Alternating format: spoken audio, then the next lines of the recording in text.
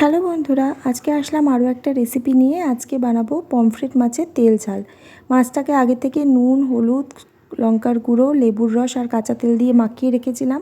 এখন মাছগুলোকে ভেজে নেব। তার জন্য কড়াইতে দিয়ে দিলাম সর্ষের তেল। তেলটা খুব ভালো করে গরম হয়ে গেলে এক এক করে মাছগুলোকে ভেজে নেব। মাছগুলোকে লাল লাল করে ভেজে তুলে রেখেছি। এখন ওই তেলের মধ্যেই দিয়ে দেব কালো জিরে ফোড়ন, তার সাথে দিয়ে দেব চেরা কয়েকটা কাঁচা লঙ্কা।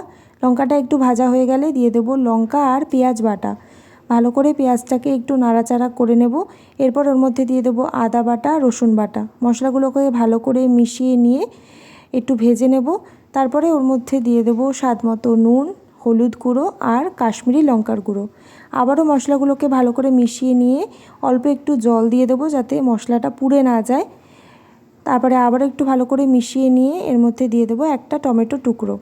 মশলাটাকে এবারে ভালো করে কষতে দেবো আর টমেটোটাকেও সেদ্ধ হতে দেবো। মশলাটা ভালো করে কষে গেছে, সেদ্ধও হয়ে গেছে। এখন দিয়ে দেবো পরিমাণ মতো জল। ঝোলটা ফুটে গেলে এর মধ্যে দিয়ে দেবো এক এক করে মাছগুলো। ঝোলটা ফুটে গেছে, এবারে এক এক করে ভেজে রাখা মাছগুলো দিয়ে একটু ফুটিয়ে নিলেই কিন্তু রেডি হয়ে যাবে আমাদের পমফ্রেট মাছের তেল ঝাল। ঝোলটা ফুটে গেছে, এখন এর মধ্যে দিয়ে দেবো ধনেপাতা কুচি।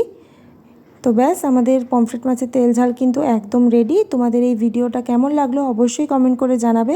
ভালো লাগলে লাইক করো, শেয়ার করো আর আমার পাশে থেকো। তো চলো আজকের মতো টাটা।